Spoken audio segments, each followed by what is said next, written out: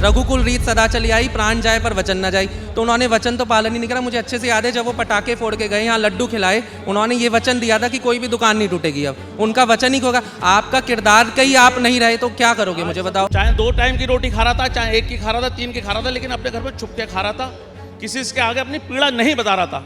लेकिन आज इन्होंने स्थिति ये कर दी कि वो जो मेरी 1 टाइम की रोटी है ना, वो भी ये मुझसे छीन ली गई। यहाँ के सांसद, विधायक और बाकी सारे अमले जितने भी हैं भाजपा के, वो अहम में इतने चूर हो चुके हैं कि पब्लिक के बीच में आने को भी उन्हें समय नहीं है। वोट मांगने आए थे। वोट मांगने आए थे, अब मिलेगा जूता। 80 साल की उम्र हो गई मेरी, मैं क्या करूं, हाथ मेरे दोनों कांपते हैं। छोटा सा कारोबार कर रखा था, वो भी बंद करवा दिया। टॉफी गोली बिस्कुट रख रखे थे बच्चों के, वो भी बंद करवा दिए।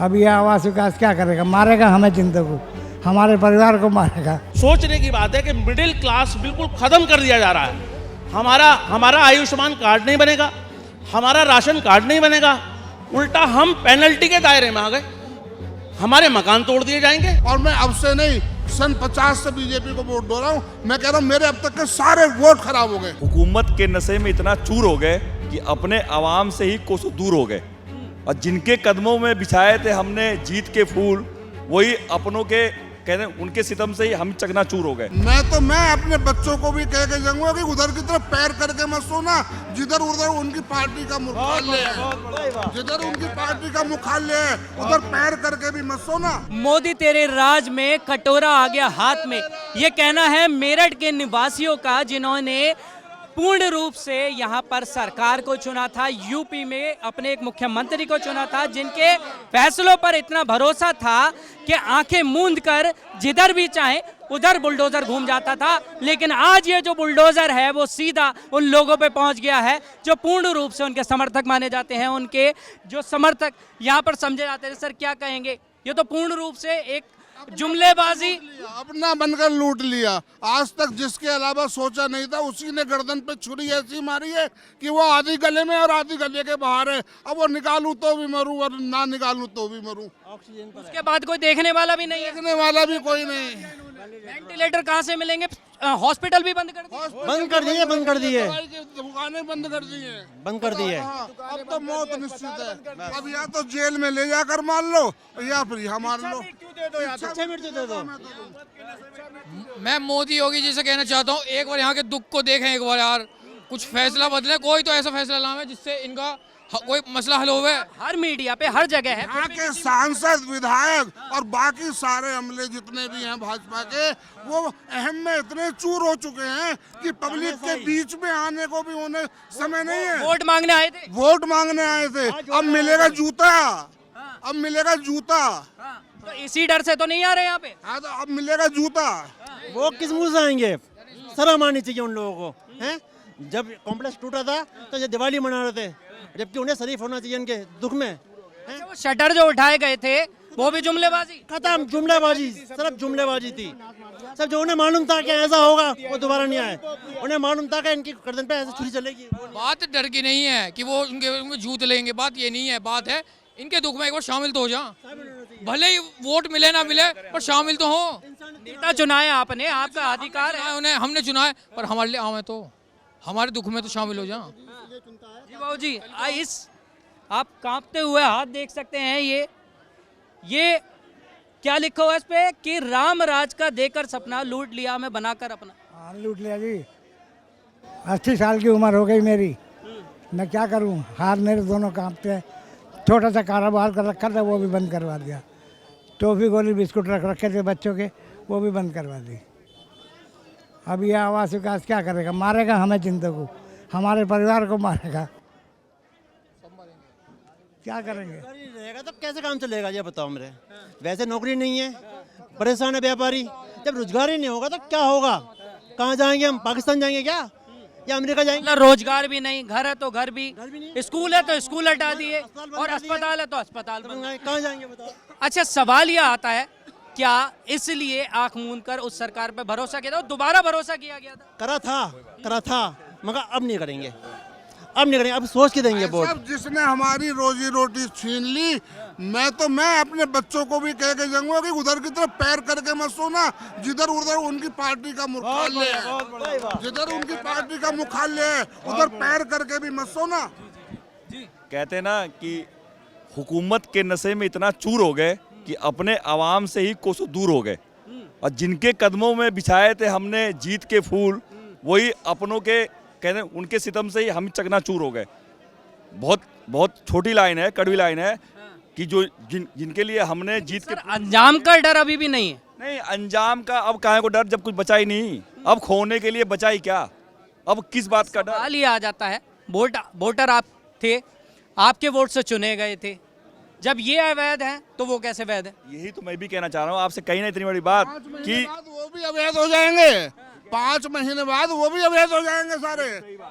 लिख के रख लीजिएगा, एक एक आदमी का अवैध हो जाएंगे 5 महीने बाद। सुन लो एक हुक्मरानों, एक दिन हम तुम्हें बताएंगे जिन्होंने तुम्हें अर्श पर बैठाया है वही तुम्हें फर्श पर भी लेकर आएंगे। और एक बात मैं और कहना चाहता हूँ, अजीब दास्ताएं खेले सियासत की, हमारा खून चूस कर हम ही को सताते हैं, जिनके हाथों में सौंप दी हमने अपनी तकदीर, आज वो दर्शक बनकर हमें लुटता देखते नजर आते हैं। शर्म आनी चाहिए उनको, जिन्होंने हमने अपने प्रतिनिधि के रूप में चुना, आज वो यहाँ से नदारद हैं। और अगर उन्होंने अपनी बात को अपनी पार्टी तक, सरकार तक पहुँचाया है और उनकी नहीं सुनी गई, तो वो उस पार्टी से, उस सरकार से इस्तीफा देकर यहाँ जन आंदोलन में आकर शामिल हों।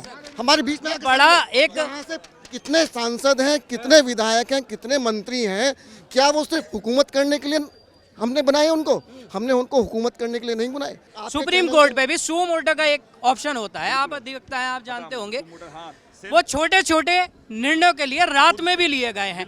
यहाँ पे 1 लाख लोग परेशान हैं, इसके लिए नहीं, क्या पूरी गलती आपकी थी? नहीं, मैं बिल्कुल होता है, सू मोटर हाई कोर्ट में भी होता है और सुप्रीम कोर्ट में भी होता है कि वो स्वतः संज्ञान ले सकती है, और स्वतः संज्ञान लेके अपने फैसले को रिवाइज भी कर सकते हैं और सेकंड मतलब हियरिंग कर सकते हैं, वो उनके लिए अधिकार है। और वो अब कैसे हैं, अब क्या है, चूंकि माननीय सुप्रीम कोर्ट पे टिप्पणी उठाना भाई जायज़ नहीं है, लेकिन चूंकि हम अपने सरकार पे, जो सरकार ने हमारे बायलॉज लागू किया है, जो हमारे एक्ट बनाए हुए हैं, जो Uttar Pradesh urban building act है, उसमें साफ साफ है कि भाई 100 मीटर से कम के भूखंड को जरूरत ही नहीं है नक्शा पास कराने की। और ये चीज आपने बताई भी तो होगी। 100 मीटर से नीचे वाले किसी भी मकान में इन्हीं का खुद का रूल है, कोई नक्शा जरूरी नहीं है। तो अब कहाँ से नक्शा आ गया? 100 मीटर छोड़िए, ये तो 30 मीटर के मकान में नक्शा मांग रहे हैं, कहाँ से आएगा वो नक्शा? एक बड़ा सवाल आता है जो रिलेट करता है बहुत ज्यादा, जो खुद भी रखा है, मर्यादा पुरुषोत्तम श्री राम का उन्होंने रोल भी निभाया है, जो आपके यहाँ पर है। उनसे इतने बड़े झूठ की उम्मीद नहीं थी।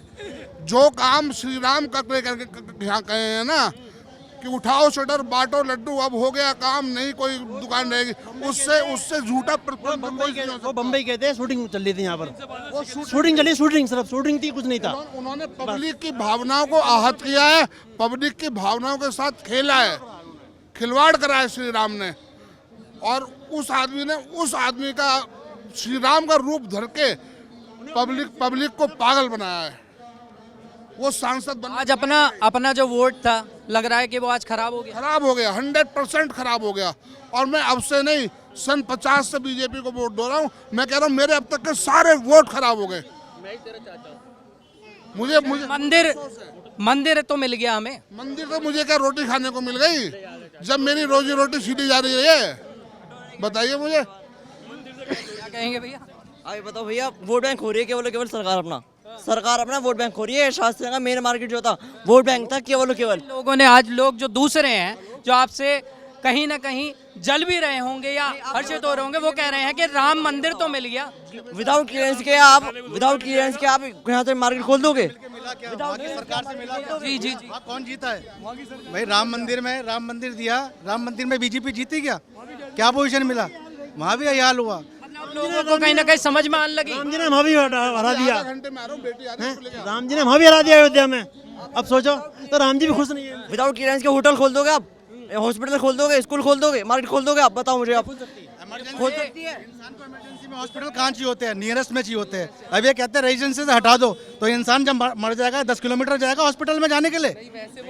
जितने स्ट्रिक्ट प्रिंसिपल्स की और लॉज की यहाँ बात हो रही है, हम ये भूल जाते हैं कि हम किस जगह की बात कर रहे हैं। हम इस भारतवर्ष की बात कर रहे हैं जिन्हें कई सौ साल गुलामी देखी, बर्बाद हो गए, उसके बाद हमें आज़ादी मिली, उसके बाद हमने इमरजेंसी देखी, नोटबंदी देखी, कोविड देखा, लेकिन फिर भी हमने सरकार के हाथ पूर्ण बहुमत की सरकार भी देख रहे हैं। हाथ नहीं फैलाए। किसी भी चीज़ का चिंता हो, सबसे पहले व्यापारी आगे आता है, चाहे राम मंदिर बने, चाहे कोई चीज़ भी बने, कोई भी आपातकाल की स्थिति आती है, सबसे पहले हम लोग आगे बढ़ के उसमें योगदान करते हैं। हम किसी के आगे हाथ नहीं फैला रहे।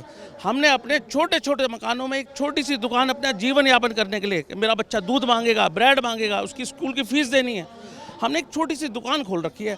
कैसे हम उसे कभी चला रहे हैं? सर ये नहीं लगता कि कभी आप लोगों से अच्छे तो वो झुग्गी वाले हैं, जिनको जहाँ झुग्गी वहाँ मकान था, या तो पक्का मकान भी ये बहुत सोचने की बात है कि मिडिल क्लास बिल्कुल खत्म कर दिया जा रहा है।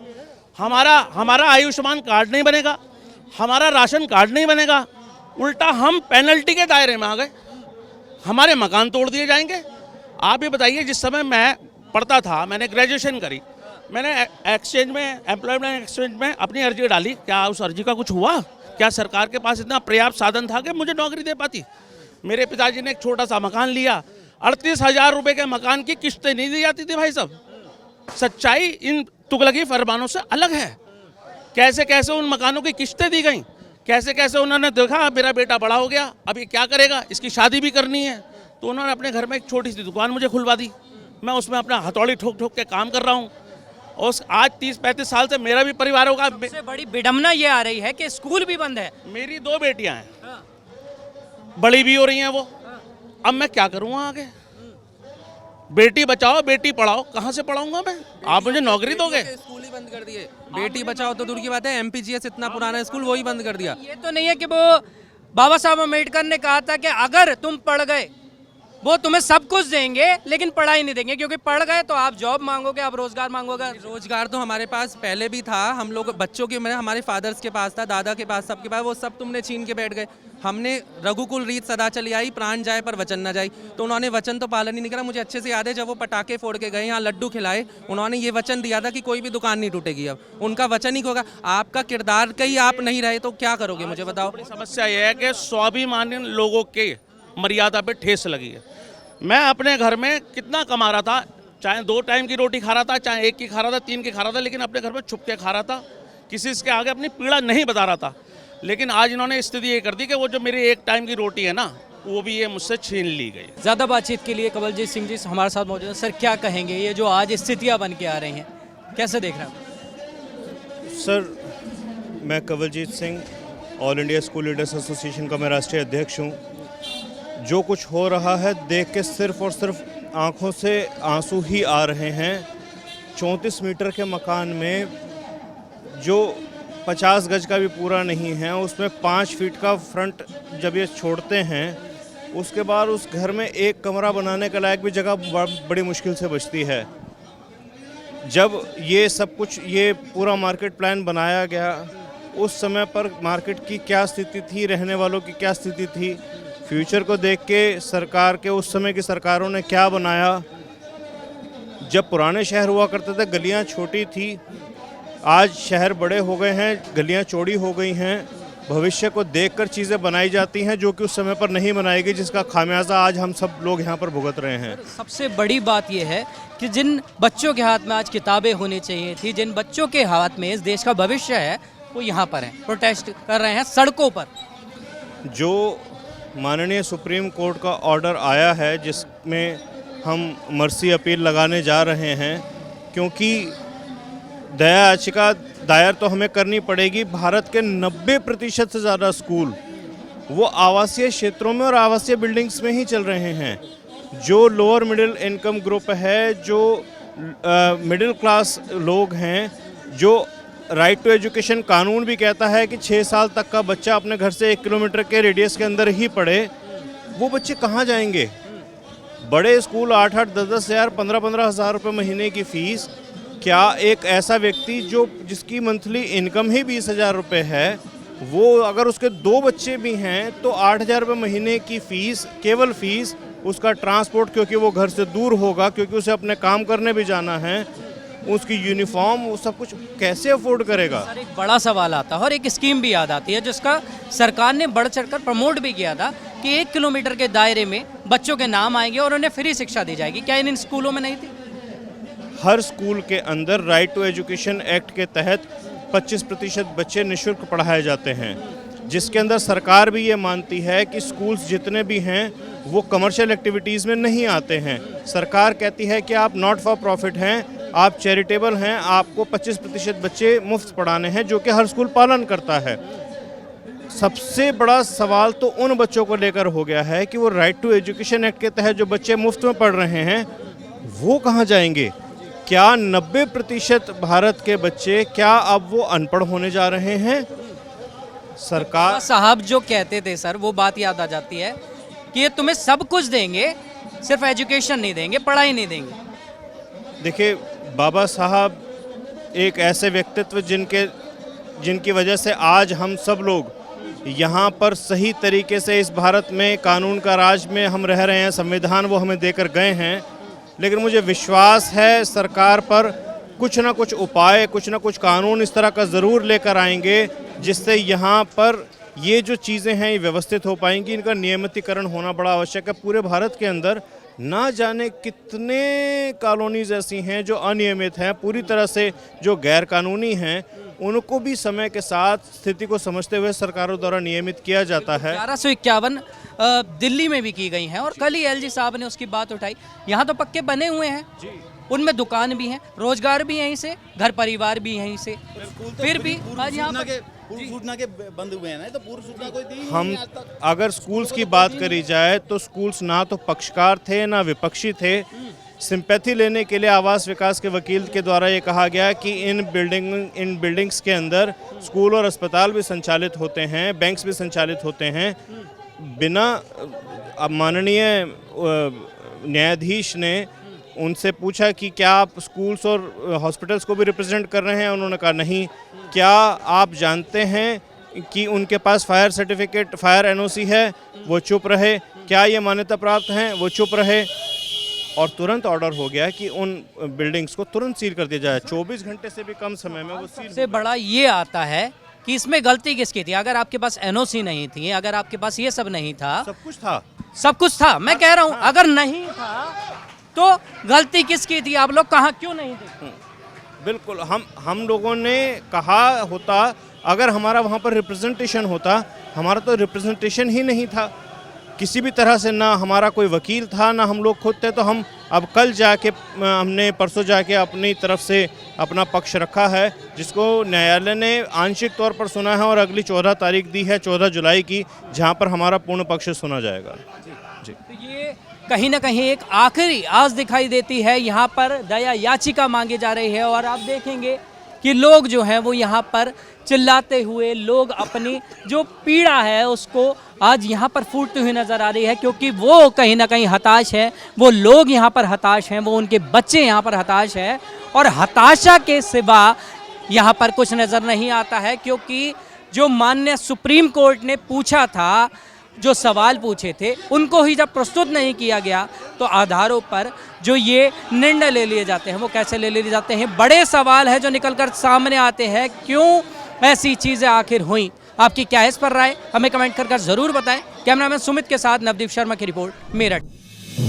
आप देख रहे हैं नेटरिक न्यूज, साहस सच कहने का।